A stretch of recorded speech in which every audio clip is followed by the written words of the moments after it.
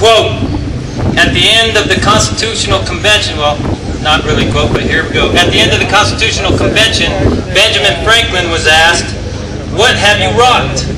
His answer, "A republic, if you can keep it." Our next speaker is the local post 6283 VFW commander, Michael Egbert. He's a Vietnam veteran. He did one tour in Vietnam. He had a battlefield promotion while he was there, and he served in Da Nang, and he worked in reconnaissance. So help me welcome Mr. Michael Egbert.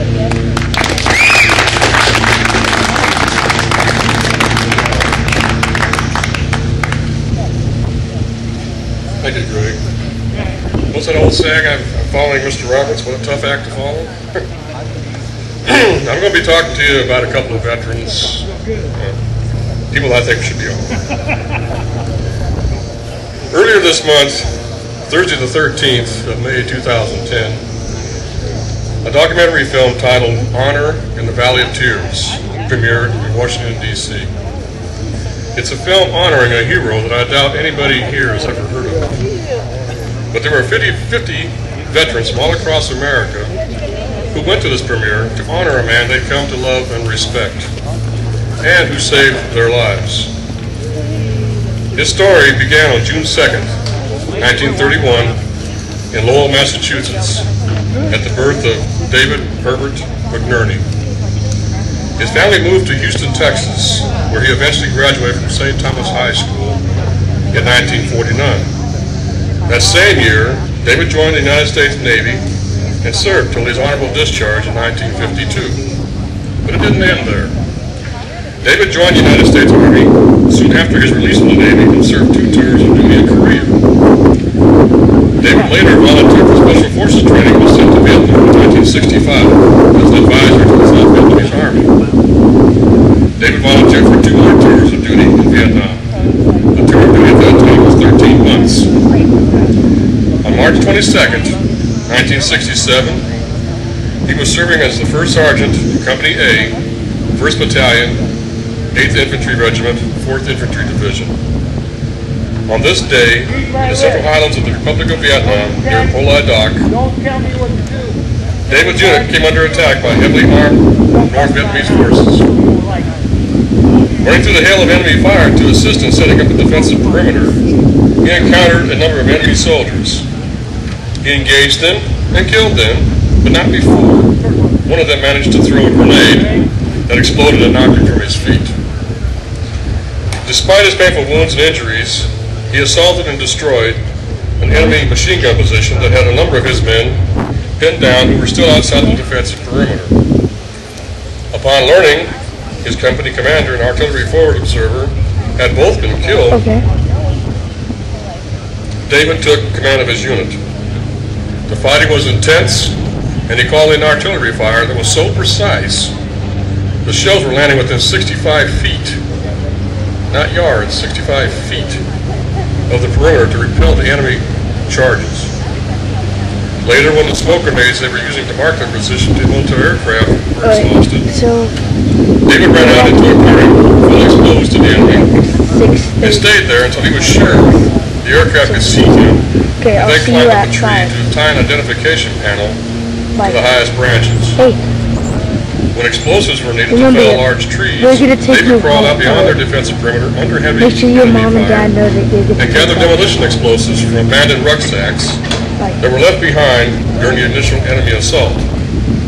Helicopters began arriving to evacuate the wounded, but First Sergeant McNerney refused to be evacuated. He stayed with his men another 24 hours till a new commander arrived and assumed command. First Sergeant David Herbert McNerney was awarded the Medal of Honor, our nation's highest award.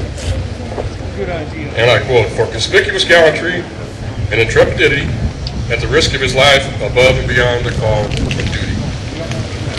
33 men of David's unit were killed in action that day, and many more wounded. The names of those 33 men will be seen on panel 16E of the Vietnam Wall that will be here in Lamoni on September the 16th through the 20th. First Sergeant McNerney was credited with saving the lives of 50 men. Those 50 men from all across the United States honored him one last time. You see, First Sergeant David McNerney is dying from terminal cancer. Enemy soldiers couldn't take him down. Cancer did. When interviewed by people making the documentary film about him, this humble and unassuming man stated, "We all won the Medal of Honor that day. I just had the privilege of wearing it." Was this man a hero? You bet he was. I too am a veteran of the Vietnam War. I was there in 1968 for one tour. My dad used to tell me he admired me for having the courage to go to Vietnam. But let me tell you, my experience in any combat was a mere cakewalk to what my dad went through, and sadly I never knew that until after he passed away in 1997. My dad never spoke much about his experiences as a soldier during World War II. Let me brag a little bit about what I do know about my dad. December 8th, 1941. My dad, along with thousands of other young men, ran, not walked, to their nearest military recruiter to join up to get revenge for the Japanese attack on Pearl Harbor the day before. My dad wanted to join the Navy, but he was rejected during the physical because his teeth weren't straight enough. Angry and upset at the rejection, he declared, "They want me, they got to come and get me." So he went home and sulked. Well, you guessed it, the United States Army came calling, and by the end of January 1942, he was in boot camp. And before he knew what was happening, he was landing in North Africa under the command of a fellow you may have heard of, General George S. Patton. They chased Field Marshal Rommel, the Desert Fox, across North Africa. Surprisingly, my dad's unit suffered only light casualties from combat during this period. But things changed, though, when his unit participated in the invasion of Sicily.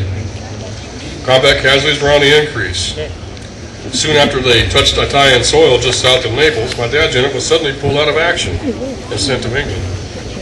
Nobody knew why. At first, everyone thought they were being taken out of combat for R&R, since they hadn't had any from the time they first landed in North Africa. Soon after their arrival in England, they began months of vigorous training. Then it happened. June 6, 1944, D-Day. My dad found himself in the second wave of the invasion of Normandy, Utah Beach. Casualties were extremely high. Soldiers were being struck down by murderous machine gun fire.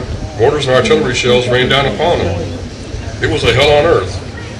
The German defense brought death and destruction to the Allies on an unimaginable scale. The carnage was horrendous. Many, my dad included, began thinking their annihilation was inevitable.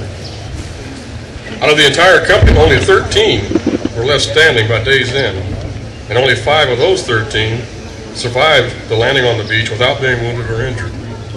My dad was one of those 5. My mother said Dad lost every friend he had on that day, friends he had known since boot camp back in '42.